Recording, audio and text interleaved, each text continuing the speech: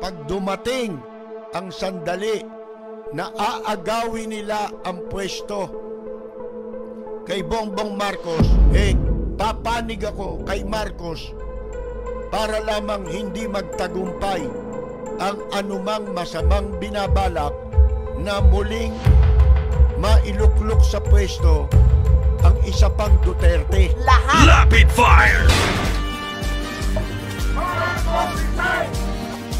Lumutang na mga kaibigan ang destab Mauging pa rin ang usap-usapang destabilisasyon. laban sa kasalukuyang administrasyon. Sa lahat po ng hindi nagtitiwala kay Sara, bakit hindi niyo subukan? Talaga? Lintik ang mga talangka sa ulo nito, no?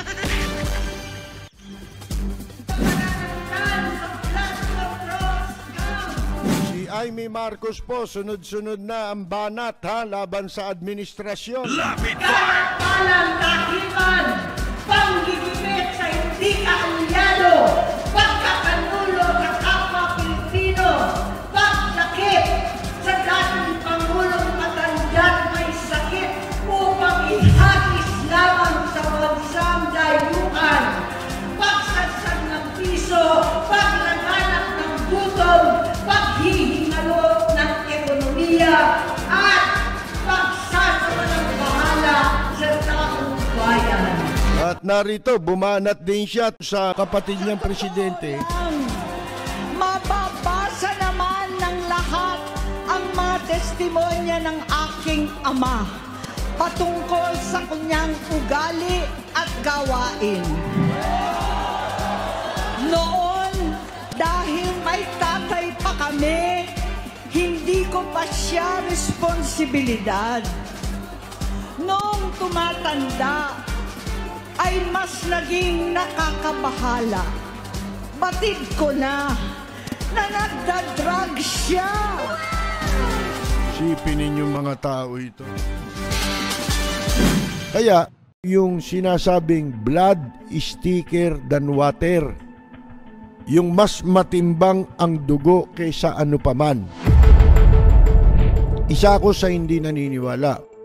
Ito mga desperate move na ito Desperado na itong mga ito. Mga kaibigan. Ito kung papipiliin ako, administrasyon ni Digong nyo, at aagawin din lang ang pwesto ngayon kay Marcos ako. Mga kaibigan. Katulad din ng maraming mga nakausap natin na hindi sila pare-pareho ibinoto. Ang ibinoto ay si Vice President Leni Robredo. Kung darating ang sandali na aagawin nila ang pwesto kay Bongbong Marcos, abay, kakampihan ko si Bongbong Marcos. Yan ang tandaan ninyo. Sapagkat hindi na kailan paman dapat maulit na isa pang Duterte ang maupo. Lalaki yung nanggaling, hindi mas grabe kung babae. Mga kaibigan, alam naman ninyo yan. Ngayon, sinasabi ko lang, kasi kailangan tayong manindigan. Sa bawat pagkakataon. Pero kung darating yun, papanig ako kay Marcos para lamang hindi magtagumpay ang anumang masamang binabalak na muling mailuklok sa pwesto ang isa pang Duterte. Tandaan ninyo yan, mga kaibigan. Kasi wala naman tayong pagpipilian kung hindi lesser evil. Lesser evil na ito Bakit? Hindi marahas. Yan ang unang-una. Mga kaibigan, hindi siya nagiging marahas kahit na ano ang gawing pagbanat sa kanya. Hindi lang pagpune. Binabanata na nga, di ba? Nirarally pa. Pero nakita ninyo na wala namang retaliation tayong nakikita hanggang sa mga sandaling ito. Hindi natin alam in the future kung meron. Kasi hindi natin hawak ang isip ng tao. Yan ang totoo, mga kaibigan.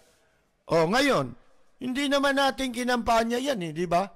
Ang kinampanya natin si Vice President Leni Robredo.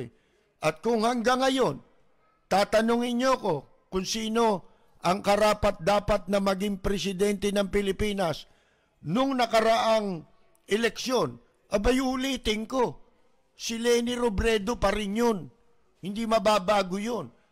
Pero pag dumating ang sandali na gagawing masamang balakin labang kay Marcos para mailuklok sa pwesto ang isang Duterte, abay magma-Marcos ako, mga kaibigan.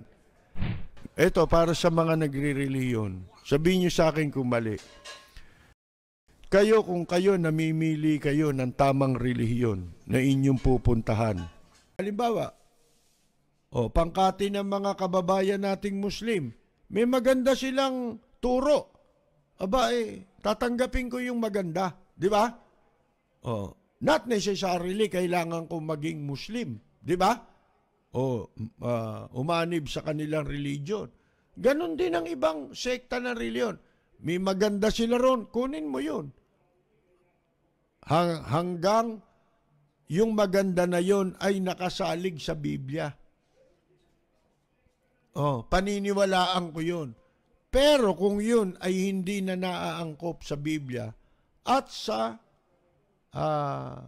batayan ng ating sibilisasyon, mga kaibigan, hindi ko pwedeng i-adapt ang ganung paniwala. 'Di ba? Magkahiwalay naman kasi yun religion at politika. Hindi ba? Magkahiwalay yun sa akin Kung may maganda sa politika, bakit hindi natin i-adapt? Hindi naman lahat ng politiko walang hiyang magnanakaw. 'Di ba? Kaya lang konti na yung hindi.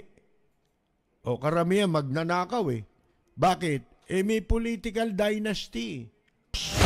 Walang nang aapit ang Ito po si Percy Lapid. Maraming salamat at magandang gabi, Lorraine Badoy!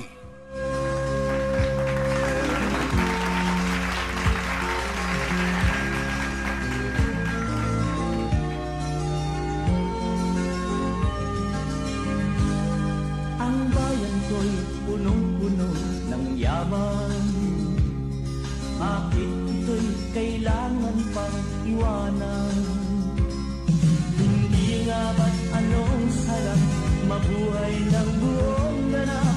Sa bayan mo, sumapit ng yaong wakas. Dito sa bayan ko, lahat kami pantay-pantay. Walang nang aapit, ang pag-ibig ay tunay. Dito sa bayan ko, dito'y makikilala mo ang mga kaibigang nagmamahal sa'yo. Dito sa bayan ko, lahat kami pantay-pantay. Walang nang aapit, ang pag-ibig